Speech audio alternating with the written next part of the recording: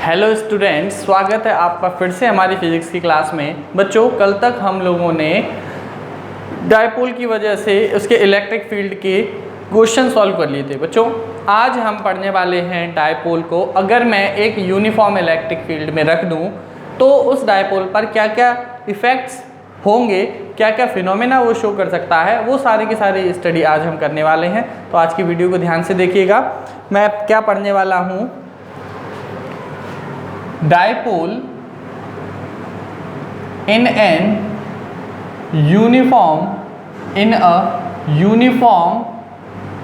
Electric field. अगर मैं dipole को एक यूनिफॉर्म इलेक्ट्रिक फील्ड में रखूं तो वो क्या इफेक्ट शो करेगा। तो सबसे पहले तो उस पर क्या लगने लगेगा, टॉर्क लगने लगेगा। तो मैं हेडिंग डालने वाला हूं, torque on a dipole, torque on electric dipole in an uniform electric field. Torque on a dipole in an uniform electric field. अगर हम किसी डायपोल को यूनिफॉर्म इलेक्ट्रिक फील्ड में रखें तो उस पर कितना टॉर्क लगेगा वो हम लोग स्टडी करने वाले हैं। पहले तो मैं आपको टॉर्क समझा देता हूँ, नहीं तो साथ में ही समझाते हैं। चलिए देखते हैं। ये एक यूनिफॉर्म इलेक्ट्रिक फील्ड है। सभी बच्चे ध्यान से देखेंगे, ये डायपोल का लास्ट टॉपिक है आज।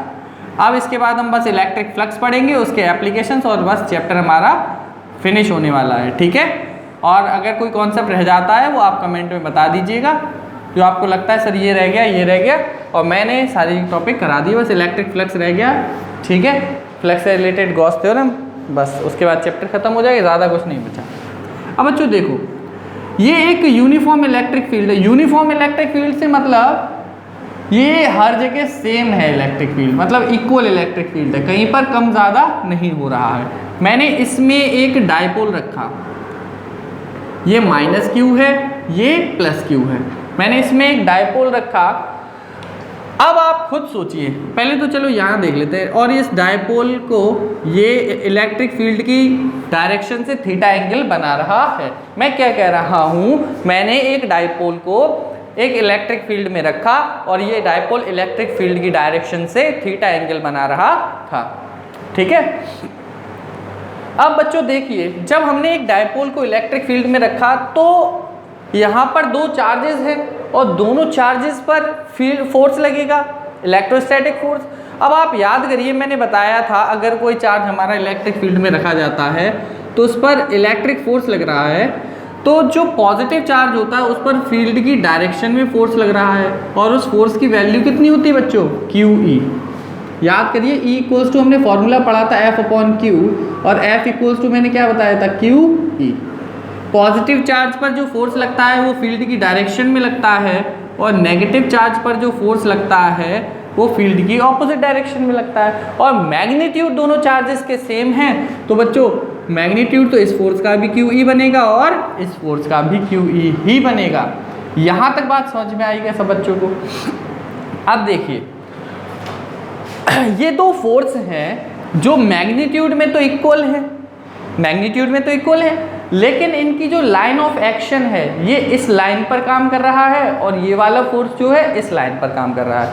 आप खुद सोचिए बच्चों, ये मार्कर है, अगर इस मार्कर को मैं एक ही जगह पर पकड़ लूँ और बराबर बराबर फोर्स लगाऊँ तो जितना फोर्स इस तरफ लगेगा उतना ही फोर्स इस तरफ लगेगा।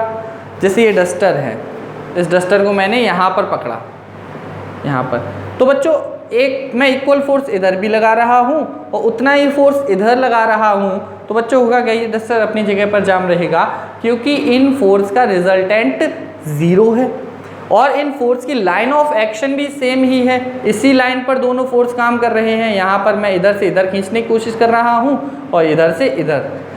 अब होगा क्या, अगर मैं इक्वल फोर्स लगाऊँ इस डस्टर पे, मैंने नीचे से इधर खींचा और इधर से इधर खींचा, तो क्या होगा, ये डस्टर घूमना स्टार्ट कर देगा। बच्चों सुनिएगा ध्यान से, इस डस्टर पर रिजल्टेंट फोर्स अब भी ज़ीरो है, क्योंकि जितना फोर्स इस डायरेक्शन में है डस्टर पे उतना ही फोर्स इस डायरेक्शन में है डस्टर पर। तो बच्चों यहाँ पर रिजल्टेंट फोर्स तो अभी भी ज़ीरो होगा, लेकिन अब की बार इस फोर्स की लाइन ऑफ एक्शन क्या है, ये लाइन, और इस फोर्स की लाइन ऑफ एक्शन क्या है बच्चों, ये वाली लाइन। तो अब क्या करेंगे, ये दोनों फोर्स मिलकर क्या बनाएंगे, एक टॉर्क बनाएंगे। और बच्चों टॉर्क का काम क्या होता है, किसी भी ऑब्जेक्ट को घुमाना।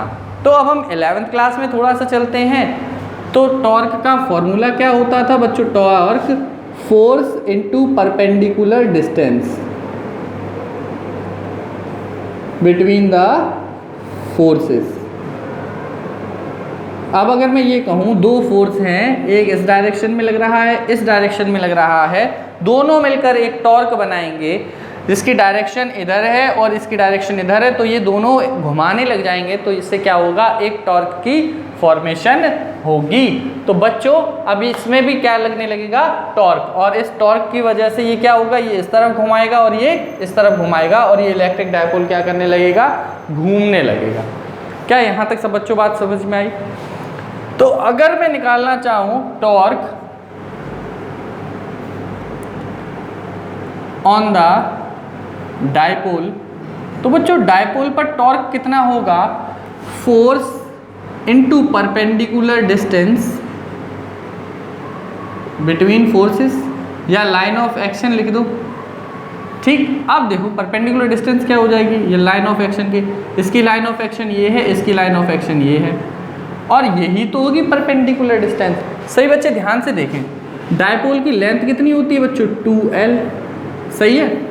अगर मैं इस ट्राइंगल में देखूं, इसको A डालूं, इसको B डालूं, इसको C डालूं, तो बच्चों साइन थीटा इक्वल्स टू हमारा क्या आएगा, BC upon 2L, perpendicular upon hypotenuse, तो BC हमारी क्या आ जाएगी, 2L साइन थीटा, ये 2L साइन थीटा है। फोर्स हमारा बच्चों क्या था, QE, तो फोर्स तो हमारा आ गया QE, और परपेंडिकुलर डिस्टेंस क्या है, 2L साइन थीटा।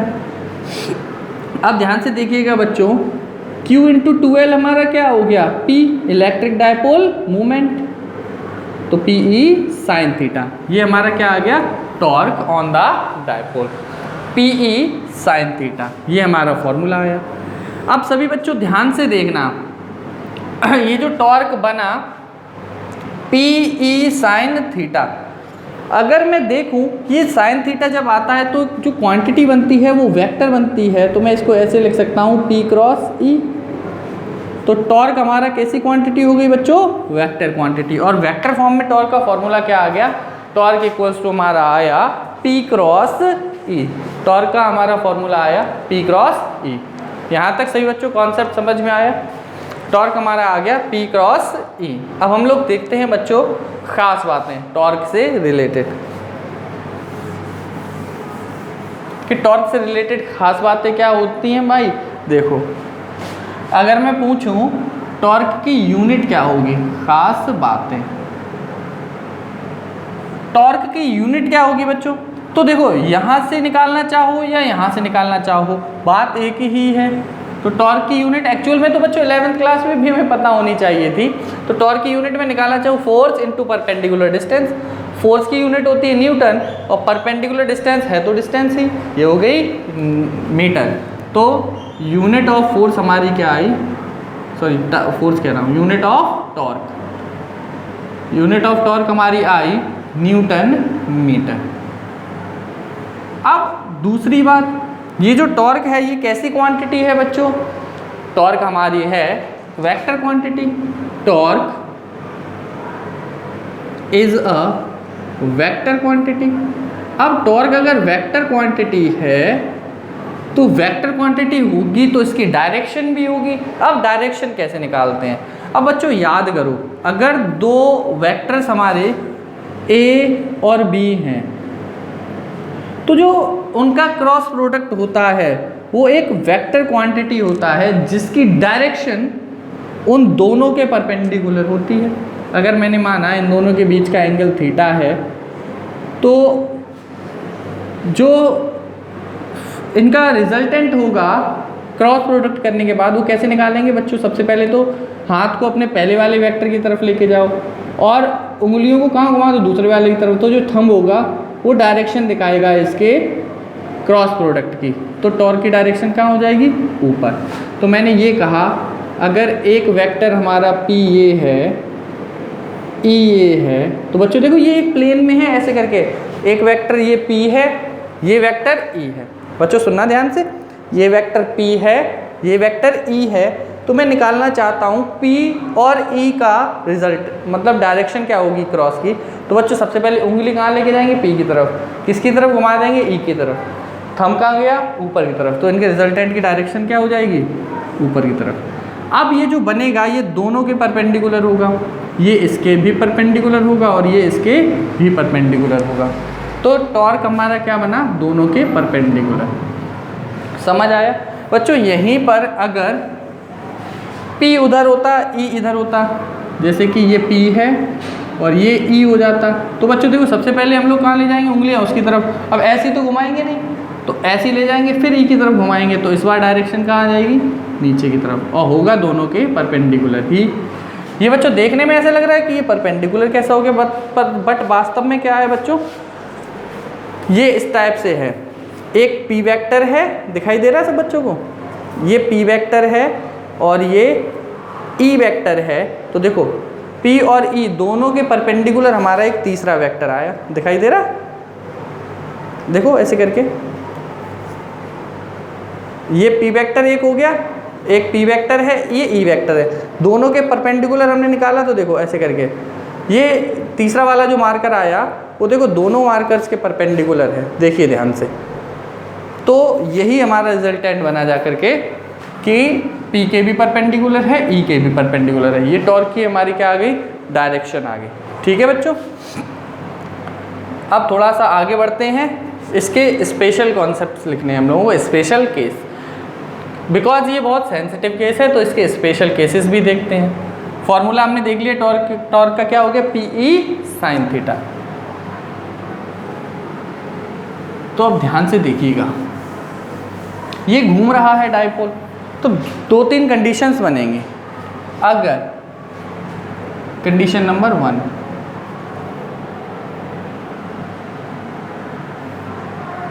पहली कंडीशन क्या है, अगर बच्चों हम थीटा कैसा ले लें, 90 ले लें, थीटा अगर 90 लूँगा तो PE sin 90 बनेगा। और बच्चों हमें पता है sin 90 की ये जो मैक्सिमम वैल्यू होती है ना साइन की, वो 90 पे ही मिलती है। तो टॉर्क हमारा कैसा हो जाएगा, मैक्सिमम, और sin 90 की वैल्यू क्या होती है बच्चों, 1। तो ये क्या बन गया टॉर्क हमारा मैक्सिमम, PE। तो टॉर्क की मैक्सिमम वैल्यू क्या हो सकती है किसी डायपोल पर जो टॉर्क लग रहा है, उसकी मैक्सिमम वैल्यू क्या हो सकती है बच्चों, PE हो सकती है। टॉर्क की मैक्सिमम वैल्यू हो सकती है PE, और वो कब लगेगी, जब जो इलेक्ट्रिक डायपोल है वो हमारा इलेक्ट्रिक फील्ड के कैसा रखा हुआ हो, परपेंडिकुलर रखा हुआ हो। जैसे कि ये डायरेक्शन हमारी फील्ड की है, टॉर्क कब मैक्सिमम होगा, जब डायपोल हमारा कैसा रखा हो, परपेंडिकुलर रखा हो, -q + q। तो इस पर इस डायरेक्शन में फोर्स लगेगा, इस पर इस डायरेक्शन में फोर्स लगेगा, और पूरा ताकत से घुमाने की कोशिश करेगा। तो टॉर्क कब मैक्सिमम होगा, जब डायपोल हमारा फील्ड के कैसा रखा हो, परपेंडिकुलर रखा हो। दूसरी कंडीशन हमारी हो सकती है, अगर थीटा में कितना ले लूँ, 0। सही बच्चे ध्यान से देखिएगा, अगर थीटा 0 लूँगा तो टॉर्क इक्वल्स टू क्या आ जाएगा, PE sin 0, और sin 0 की वैल्यू क्या होती है, 0। तो टॉर्क भी हमारा क्या आ गया, 0। मतलब अब इसको घुमाने की कोशिश नहीं करेगा। कैसे, देखो बच्चों, ये थीटा 0 होने का मतलब क्या हुआ, ये खींच के ले आया इस डायरेक्शन में, ये इस डायरेक्शन में, तो अब ऐसा आ गया, अब कोई घुमाने की कोशिश नहीं करेगा। और अगर मैं थोड़ा तो ऊपर नीचे भी करूँगा तो वापस से उसी कंडीशन में लाने की कोशिश करेगा। तो इसका मतलब ये इक्विलिब्रियम में आ गया, और इक्विलिब्रियम भी कैसा है, स्टेबल, कि अगर मैं थोड़ा सा ऊपर घुमाता हूँ तब भी वो उसी कंडीशन में आ जाएगा, नीचे घुमाऊँगा तब भी इसी कंडीशन में ऐसे करके आने की कोशिश करेगा। तो होगा क्या, फील्ड हम बनाते हैं सबसे पहले, ये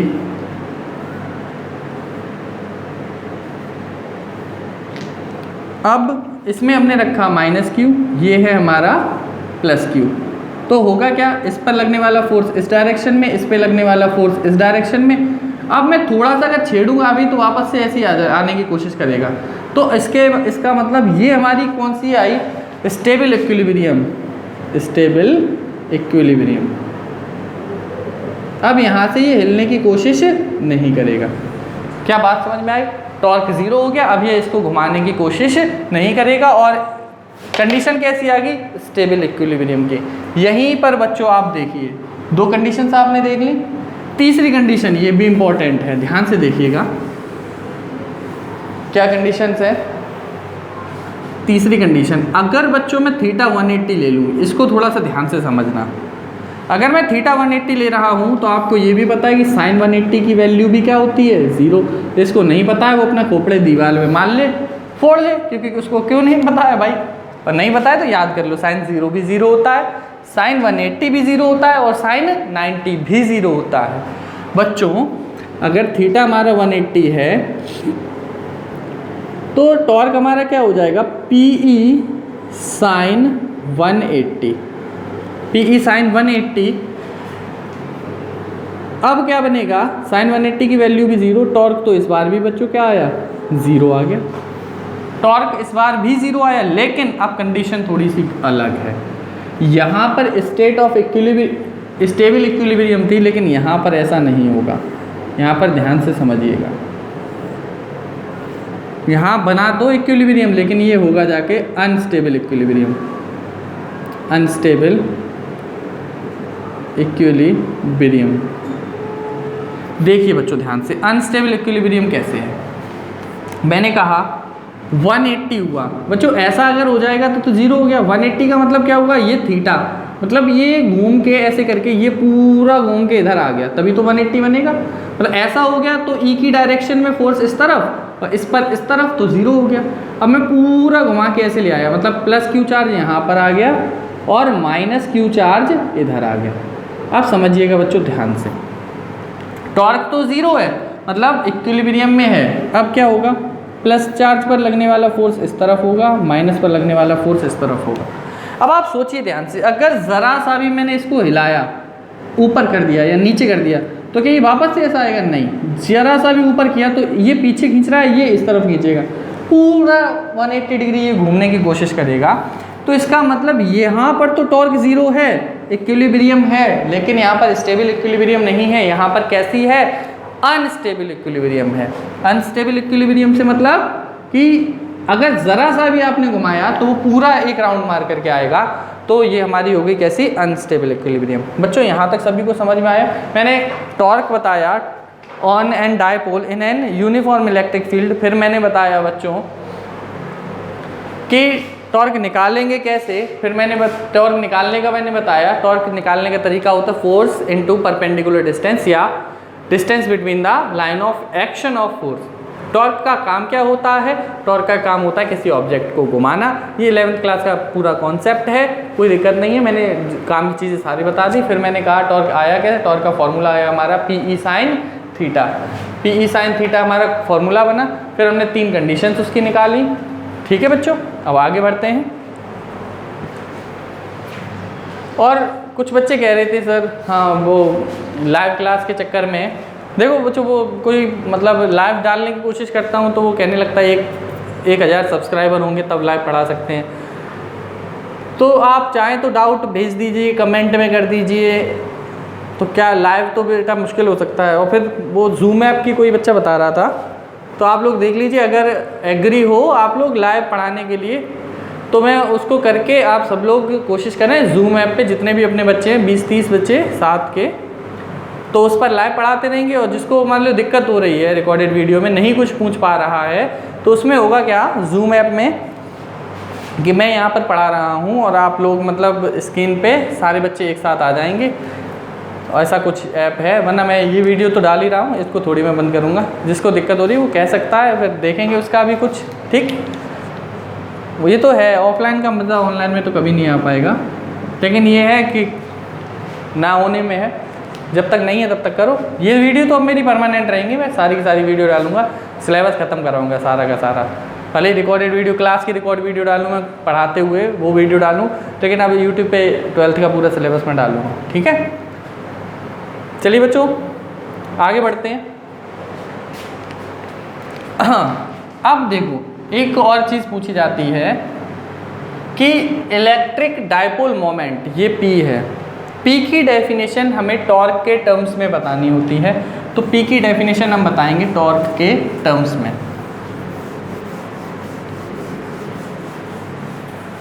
और आज मैंने हिडन कॉन्सेप्ट ज़्यादा, इनमें डायरेक्ट क्वेश्चन नहीं, घुमा के क्वेश्चन ज़्यादा आता है, तो आप लोग इसको थोड़ा सा अच्छे से 2-3 बार इस वीडियो को देखिएगा। मुझे ऐसा लग रहा है जल्दी जल्दी भी पढ़ा दिया मैंने। मोबाइल की बैटरी लो है, मुझे पढ़ाना है ही, इसलिए सच बता रहा हूँ। और बच्चों देखो, डेली वीडियो अब मॉर्निंग में 8 बजे आएगी। आप 8 बजे बैठिए और 8 बजे आपकी वीडियो अपलोड हो जाती है, मैं अपलोड करके रख देता हूँ, उसमें टाइमिंग लगा के 8 बजे वो अपने आप खुल जाएगी और सब लोग 8 बजे वीडियो देख लीजिएगा। और जितना मैं पढ़ाऊँगा उस दिन के नोट्स उसी वीडियो में मिलेंगे आपको, ठीक है। चलो बच्चों, definition of electric dipole moment in the terms of torque. हमें इलेक्ट्रिक डायपोल मोमेंट बच्चों क्या होता है, P, इसकी डेफिनेशन बतानी है टॉर्क के टर्म्स में। ये पूछी जाती है definition of P in the terms of torque. तो हमें डेफिनेशन ऑफ P बतानी है in the terms of torque. कैसे बताएंगे बच्चों, देखो PE साइन थीटा होता है। अगर थीटा को मैं ले लूँ बच्चों 0 मत लो, 90 ले लो, 0 लेके तो सब खत्म ही हो जाएगा। E को कितना ले लूँ मैं, 1 न्यूटन पर कूलम। E हमारा आ गया 1 न्यूटन पर कूलम, थीटा आ गया हमारा 90, तो टॉर्क हमारा किसके इक्वल आ जाएगा, P × 1 × साइन 90, और साइन 90 की वैल्यू भी क्या होती है, 1। तो मैं कह सकता हूँ electric dipole moment of the dipole is equal to the torque if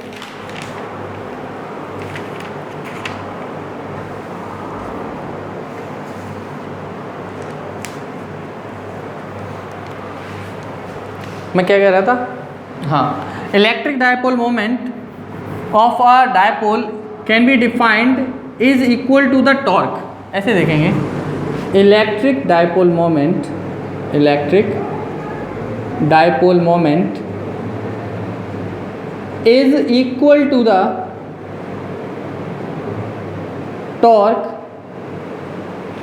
electric dipole moment is equal to the torque on